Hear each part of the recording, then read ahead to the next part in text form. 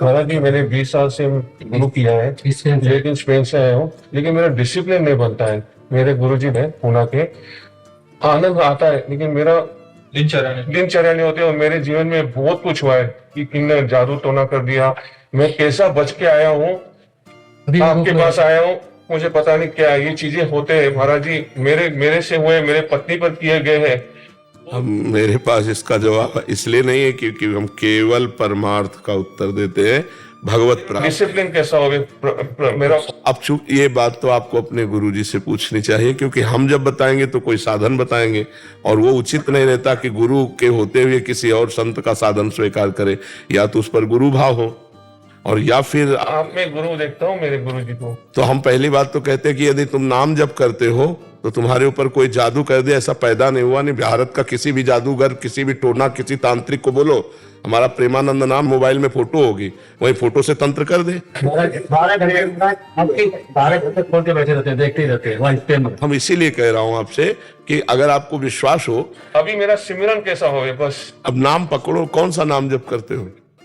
जो गुरुजी ने मंत्र दिया है कि नाम दिया है? मंत्र दिया है। मंत्र अपवित्र दशा में नहीं जपा जाता, हर समय पवित्र थोड़ी रहते हो। हाँ, तो नाम नहीं दिया है मुझे। नाम जप करो। कौन सा आप बताइए? हम तो राधा राधा जपते हैं। राधा राधा जपो। हाँ, और पवित्र अवस्था में। पवित्र अवस्था। अब फिर आप देख लेना, अन्य समय राधा राधा जपो और जब पवित्र अवस्था तो गुरु मंत्र जपो। मानसिक गुरु जी का पहले ध्यान करो अपने, उनको प्रणाम करो और फिर गुरु मंत्र जप करो। और ये बात समझ लो कि आज के बाद आपके ऊपर कोई तंत्र मंत्र काम नहीं करेगा। हमारी बात समझ रहे हो? समझ गया मैं बिल्कुल। मुझे माफ करो, मुझे साफ करो, मुझे नव बनाओ, मुझे निर्मल बनाओ, मुझे कुछ की न बनाओ, मुझे प्रभु का प्रेम दिला दो। मुझे सिर्फ प्रेम चाहिए। पहली बात तो आप डरना नहीं आज से कि आपके ऊपर कोई तंत्र मंत्र कर देगा। दूसरी बात, हर समय राधा राधा राधा स्मरण करो, पक्का जो जो चाह रहे हो सब हो जाएगा। निर्मल बन जाओगे, नवीन बन जाओगे, भावात्मक बन जाओगे, प्रेमी बन जाओगे। बस शुरू करो। राधे राधे महाराज जी। महाराज जी, आध्यात्मिक दृष्टिकोण से असफलता का क्या अर्थ है? भगवत विस्मरण। जिसकी स्मृति में संसार के व्यक्ति वस्तु स्थान का चिंतन होता रहता है वो असफल पुरुष है। और जिसका अव्यावृत भजनात् अखंड तैल धारावत निरंतर भगवान की स्मृति वो अध्यात्म में सफल हो गया। अध्यात्म में सफल हो गया तो फिर व्यवहार में तो सफल हो ही गया। जिसका निरंतर भगवान का चिंतन चलता रहता है, हाँ, सब साधन कर यह फल सुंदर, प्रभु पद पंकज प्रीति निरंतर। समस्त साधना का ये सुंदर फल है कि प्रभु के चरणों का निरंतर ध्यान, निरंतर चिंतन चलता रहे। राम कृष्ण हरि राधा जो नाम प्रिय हो निरंतर चलता रहे। और हमारे को किसी भी द्वंद्व से कोई भी उद्वेग न हो। मान करे तो हर्ष न हो, अपमान करे तो शोक न हो, निंदा करे तो हमें दुख न हो, स्तुति करे तो हमें सुख न हो। जय हो या पराजय, सुख हो या दुख, मान हो या अपमान, सबको समान रखकर निरंतर नाम जप करना, यही अध्यात्म की सफलता है। और द्वंद्वों में फंस जाना और भगवान का विस्मरण हो जाना, यही अध्यात्म की असफलता है। भोगों में फंस जाना, यही अध्यात्म की असफलता है। महाराज जी कह रहे हैं कि विद्यार्थी हैं, तो उस दृष्टिकोण से जब असफलता मिलती है तो अध्यात्म की दृष्टि से देखा जाए तो असफलता का क्या रूप रहेगा महाराज जी? मेरे प्रयास में कमी नहीं होनी चाहिए और फिर अगर हम फेल हो जाते हैं तो फिर हमारा प्रारब्ध भोग है। अन्यथा अपने प्रयास की तरफ देखना चाहिए कि मेरी पढ़ाई में, हम तो ये कहते हैं विद्यार्थी का फेल होना हो ही नहीं सकता, क्योंकि विद्यार्थी के क्लास के अनुसार ही प्रश्न किया जाता है। क्लास से बाहर प्रश्न नहीं किया जाता कि आप 7 क्लास में हो, आपको 8 क्लास के, 9 क्लास के, ऐसा नहीं है। आप अगर 7 में हो तो 7 की क्लास के, और आपकी बुक से किया जाएगा तो आप उत्तर क्यों नहीं दे पाए? क्योंकि आपका एक चैप्टर है, उस चैप्टर में आप प्रवीण क्यों नहीं बने? साल भर दिया जाता है आपको जीतने के लिए, 1 वर्ष दिया जाता है। 1 वर्ष में परीक्षा होती है, जो क्लास परिवर्तन होता है तो 1 वर्ष सालाना परीक्षा के बाद ही तो होती है। तो 1 वर्ष तक आप क्या करते रहे? आप अगर सही प्रश्न का उत्तर दिए तो मुझे ऐसा नहीं लगता कि टीचर लोग हमारे सही उत्तर में नंबर ना दें। क्यों ऐसा हो सकता है सही उत्तर में नंबर ना दें? अगर वो ऐसा करते हैं तो महान पातक करते हैं, वो महान अपराधी हैं। अगर ऐसा करते हैं, मुझे तो लगता है ऐसा नहीं करेंगे कि अगर हम सही उत्तर, सटीक उत्तर दिया है तो नंबर उनको देना पड़ेगा। गुरुजी कंपटीशन है एग्जाम में, ऐसा नहीं होता ना उसमें। महाराज जी कुछ जैसे अभी पढ़ाई हो गई, ग्रेजुएशन या हो गई, उसके बाद आईएएस या आईपीएस आदि की तैयारी करते हैं जब बच्चे, तो कहीं से भी हर फील्ड का ज्ञान होना चाहिए उन्हें, उसके लिए अब इतनी पढ़ाई कर चुके हो तो तुम्हें हर फील्ड का ज्ञान नहीं है। योग्यता के अनुसार ही प्रश्न होगा। मुझे ऐसा नहीं लगता है कि जो चैप्टर आपसे अछूता हो उसके विषय में पूछा जाए। जैसे जीके होती है, जनरल नॉलेज होती है ना गुरुजी, उसमें तो कुछ भी पूछ ले। तो हमको जनरल भारत के अंतर्गत पूछेगा, विदेश के अंतर्गत पूछेगा, तो हमारी खोपड़ी इतनी बड़ी कि हम ब्रह्मांड को पूरा याद कर सकते हैं। अगर हम ब्रह्मचर्य से सही चले और अपनी पढ़ाई पर ध्यान दें तो कोई ऐसी बात नहीं जो हम बोल ना सके, कोई ऐसी बात नहीं। जैसे आप कितनी सीढ़ियां चढ़ के आए, तो अंजाद में तो लगभग तुरंत बोलना चाहिए 40 नहीं, 40 तो नहीं 35 है, नहीं आप गिन लीजिए। आपको अपने उत्तर में बिल्कुल फिट, वो गिनने थोड़ी जाएंगे। अच्छा चलो दूसरा प्रश्न, अपने को बिल्कुल सटीक उत्तर देने के लिए एकदम विश्वासपूर्ण रहना है। ऐसा नहीं हो सकता, नहीं जी ऐसा है, आप प्रमाणित कीजिए बिल्कुल उसमें। तो उसके लिए आपको ब्रह्मचर्य और अपनी विद्या और सब अध्ययन और सब जानकारियां, हम जिस डिपार्टमेंट में जाना चाहते हैं हमको हर जानकारी रखनी है। तो ऐसे थोड़ी, अब जैसे अपने लोग हैं, अब ज्ञान मार्ग का प्रश्न कर दो आप, या भक्ति मार्ग करो या कर्म मार्ग करो, अष्टांग योग का करो, तो आपको हर उत्तर मिलेगा। तो गुरुजी आप जैसी बुद्धि कहाँ से मिले? ब्रह्मचर्य से। आज का नौजवान इसी से तो प्रतीत हो रहा है, चाहे वो बच्ची हो चाहे बच्चा हो। ऐसा हवा चल गई, अब तुम करोगे बॉयफ्रेंड, करोगे मनोरंजन, तो स्कूल का जो प्रश्न आएगा उसका उत्तर कौन देगा? तुम्हारी बुद्धि वैसे भोगों में रम गई। इसीलिए तो ब्रह्मचर्य रहने की बात हम कहते हैं। तो अगर ब्रह्मचर्य नहीं रहोगे, नाम जप नहीं करोगे, तो बुद्धि तो मंद हो ही जाएगी। फिर अपने ही क्लास का उत्तर नहीं दे पाओगे, फिर सार्वजनिक जो जानकारियां हैं उनको कैसे आप जान पाओगे? अब हम गृहस्थी में नहीं गए, लेकिन आप गृहस्थी का कोई भी प्रश्न पूछो हर उत्तर आपको मिलेगा। एक बार सुन लिया, हमारे दिमाग में बैठ गया, दिमाग को वहीं लगा दिया, दिमाग को लगा दिया, वही बात अनुभव हो गई, वही तुम्हें बोल दिया जी। उल्लास दत्ता माने जी। राधे राधे। राम कृष्ण हरि विठ्ठला केशवा। राधे राधे महाराज जी। महाराज जी आपने अपने 2-3 सपनों के बारे में बताया कि सपनों में विठ्ठल जी आए, और इन बातों को नहीं कहना चाहिए, इनको छुपाना चाहिए। जो भागवतिक प्रश्न है, अपनी साधना में जो कमजोरी हो तो प्रश्न करना चाहिए। जो हमें प्रसाद मिला जैसे स्वप्न में या भाव में, तो उसे में छुपा। महाराज जी कह रहे हैं कि वैसा ही हम प्रकट में दर्शन पाना चाहते हैं। हाँ, तो पहला स्वप्न में हो गया, खूब नाम जप करो, खूब आंसुओं से सींच कर भगवान को पुकारो, वो साक्षात भी दर्शन देंगे। वो है जो स्वप्न में है वही जागृत में आ जाएंगे। और खूब नाम जप करो, नाम जप से ही होता है।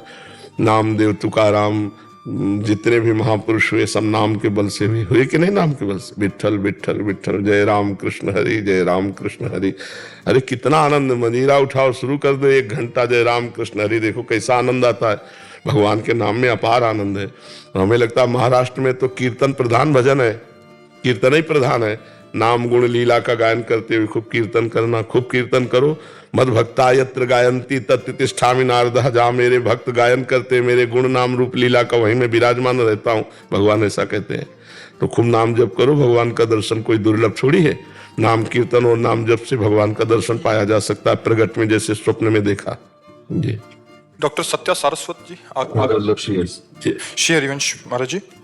महाराज जी आप कह रहे हैं कि आप एक सर्जन हैं, प्लास्टिक सर्जन, जैसे तालू होठ आदि कटे हों बच्चों के तो उनकी निःशुल्क सर्जरी करते हैं, और अध्यात्म मार्ग में चलने का प्रयास कर रहे हैं। कि कह रहे हैं कि ध्यान एवं ज्ञान मार्ग पर लगभग 26 वर्ष भटकने के बाद 2 वर्ष पहले आपकी कृपा से प्रेमा भक्ति मार्ग पर अग्रसर होने का परम सौभाग्य मिला, और 2.5 महीने से आपसे मंत्र दीक्षा एवं शरणागति भी मिली। महाराज जी जोर से आवाज होने पर हम नाम को बोल सकते हैं परंतु मंत्र को नहीं। मंत्र जप में ध्वनि से व्यवधान होने पर एकाग्रता के लिए क्या करें? हाँ, हमने इसका अभ्यास किया था, शायद सत्संग में बताया भी है। अभ्यास से बहुत बड़ा बल मिलता है। हमको जब परेशानी होती, जब गांव में कोई ब्याह वगैरह होता, बड़े बड़े भोपो जब बजते, तो जो जिस आश्रम में रहते तो बिल्कुल सीधे वहां सुनाई देता, तो बहुत विक्षेप पड़ने लगा। हमें पहले भोजन में विक्षेप पड़ा तो अभ्यास बनाया भोजन का, फिर बात करने में विक्षेप पड़ा तो बात करते हुए सामने वाले के मुख पे नाम लिखना, उससे उसका समाधान हुआ। तो अब ऐसा अभ्यास है कि आप नगाड़ा बजाओ, हमारा उतने ऊंचे स्वर से अंदर से मंत्र चलेगा, मंत्र में विक्षेप नहीं पड़ सकता। आप चाहे हमारे कान में आकर के पूरा साउंड खोल दो तो भी हमारे मंत्र में विक्षेप नहीं पड़ेगा। अभ्यास, तो हम ऐसा अभ्यास करें, हम उसको विक्षेप पहले ही मान लेते हैं। जैसे साउंड बजा, कोई गाना बज रहा है, कोई ऐसी बातें हो रही हैं या कोई अच्छी, तो हम उसको पहला काम क्या करते हैं, विक्षेप मान लेते हैं। अब हमारी धारणा बन गई कि विक्षेप है। हमको तुरंत सोचना है कि हमको मजबूत होना है, इस स्थिति में भी मंत्र नहीं छोड़ना है। पक्का साउंड बज रहा है, हम एक एक अक्षर मंत्र का चिंतन कर रहे हैं। सामने मंत्र लिखते जा रहे हैं, एक एक अक्षर, एक एक। हम उसे मानते ही नहीं कि विक्षेप है, हम और आनंद में हो जाते हैं। हमारा आनंद अंदर का झूम रहा है, बाहर से बैंड बज रहे हैं, हमें क्या फर्क पड़ना है। पर ये अच्छे अभ्यास से होगा, अभी तो विक्षेप पड़ेगा। और अच्छा अभ्यास हो जाए तो फिर दुनिया के चाहे बैंड बजे अपने कोई फर्क नहीं हो। हम अगर आंख मूंद के बैठ जाएं, जैसे तबला, हारमोनियम, ढोलक सब बज रहे, वैसे हल्की सी आवाज सी लगती कुछ हो रहा है, बस खत्म। अपने सामने मंत्र लिखा चल रहा है, उसी का चिंतन कर रहे हैं। इतने रूप हैं, सुबह से इतनी भीड़ थी, एक भी व्यक्ति का चिंतन नहीं, क्योंकि हर व्यक्ति में भगवान का दर्शन करते हुए, हर व्यक्ति में भगवान का भाव करते हुए, सबको देखते हैं, सबको ऐसे देखते हैं, लेकिन सबको देखते हुए किसी को नहीं देखते, अपने भगवान को देखते हैं, अपने भगवान को प्रणाम करते हुए ऐसे। तो हम हर विघ्न को साधना बना लें, कोई भी विघ्न हमें परास्त न करे, हर विघ्न को साधन बना लें। तो हमें जब साउंड हो तो उस समय साउंड में लिखा और फिर चिंतन उसका किया। जब तो नहीं हो पाएगा क्योंकि अभ्यास नहीं, तो लिख तो सकते हैं ना, रा धा, क्योंकि सुनने में विक्षेप पड़ेगा, श्रवण इंद्रिय को बाधापूर्ण, तो हम लिख लेते हैं राधा, वो अंदर से आएगा भी राधा। और वही जब होगा तो साउंड से ज्यादा जोर अंदर होने, जितना साउंड बजेगा उतने जोर अंदर आने लगेगा।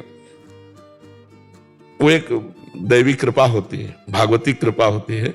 जब आप प्रयास करोगे तो आपके अनुभव में आने लगेगा। ठीक है गुरुजी, जैसे राधा राधा तो चलते फिरते बोल सकते हैं, जो ओम कृष्णाय हरिये वासुदेवाय वाला मंत्र उसको भी चलते फिरते बोल सकते हैं। अपवित्र दशा में ना बोलो तो अच्छा रहेगा, पवित्र हो तो चलते फिरते बोल सकते हो। फिर उसको बैठ के ही जपना पड़ेगा। नहीं, अगर पवित्र तुम्हारे कपड़े हैं और शरीर पवित्र है तो आप चलते फिरते भी जप सकते हो, नहीं तो फिर नहा धो के बैठ के जपो से। ठीक है। स्वप्न बहुत ज्यादा आ रहे हैं तो विचारों के ही वो उसमें रहता है। स्वप्न बहुत ज्यादा आते हैं। मुझे तो लगता है अगर ठीक समय से नींद लो तो स्वप्न की गुंजाइश ही नहीं है। अब 24 घंटे में 3-4 घंटे अगर लेटोगे तो बेहोश होकर सो जाओगे कि स्वप्न तो तब आते हैं जब अधिक समय हम लेटते हैं। नींद से अधिक समय लेटते हैं तो मन स्वप्न में चला जाता है, नहीं तो होश ही। विचार जो हम ज्यादा करते हैं उससे भी स्वप्न आते हैं। स्वप्न का कोई अस्तित्व तो नहीं है, बिना विचार के भी आते हैं, उठपटांग भी आ जाते हैं, भागवतिक भी आ जाते हैं, संसारिक भी आ जाते हैं, उनका कोई तारतम्य नहीं है। स्वप्न का कोई तारतम्य नहीं, क्योंकि हम बेशुद्ध है। अब उस समय जो तरंगा उठ रही माया के द्वारा वही आ गई सामने। अब जैसे भगवान आ गए या भगवान के भक्त आ गए, ये कृपा हुई कि स्वप्न में भगवान या भगवान के भक्त आ गए। नहीं तो बेमतलब उठ पटांग की भी बातें तो आती है, नहीं आती, उनका कोई तारतम्य अपने जीवन से नहीं है, फिर भी वो आती है।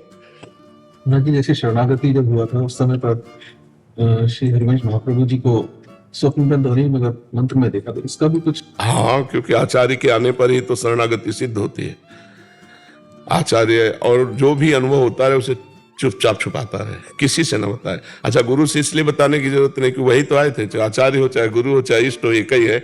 भक्ति भक्त भगवंत गुरु चतुर नाम बपु एक, वही एक परमात्मा ही भक्ति है, वही भक्त है, वही गुरु है, वही इष्ट है, उसमें कोई अंतर दूसरे से बताने की कोई जरूरत है नहीं। इसलिए उसे गुप्त, और गुप्त रखना बड़ा कठिन है, क्योंकि अहंकार गुप्त रहने नहीं देगा।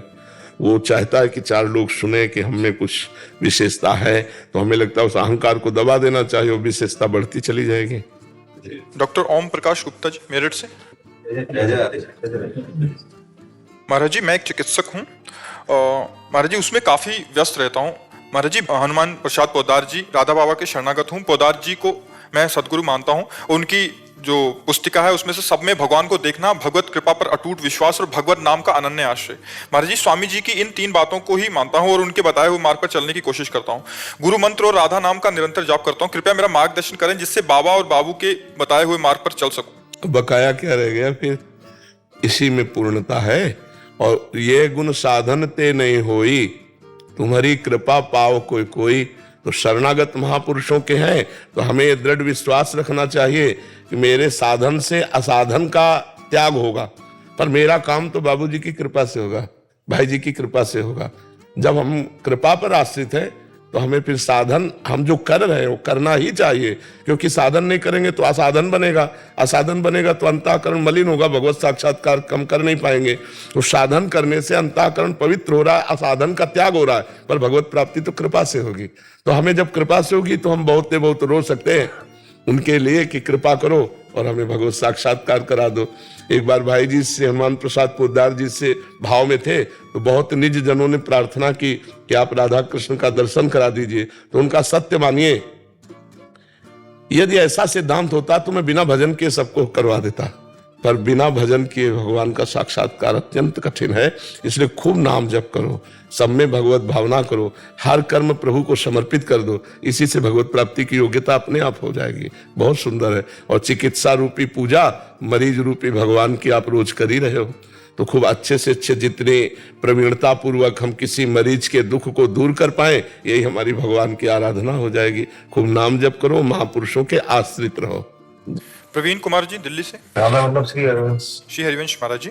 महाराज जी, मैं अपने पूर्वजों के लिए थोड़ा चिंतित हूँ। मेरे परिवार में आज तक जितनी भी मृत्यु हुई है वो अकाल ही हुई है। जैसे किसी ने खुद को आग लगा लिया, किसी ने खुद को जहर खाकर, किसी को फांसी लगा ली। महाराज जी, मैं एक संतान या एक भाई होकर उनका कैसे उद्धार कर सकूं और आगे क्रम को कैसे रोकूं?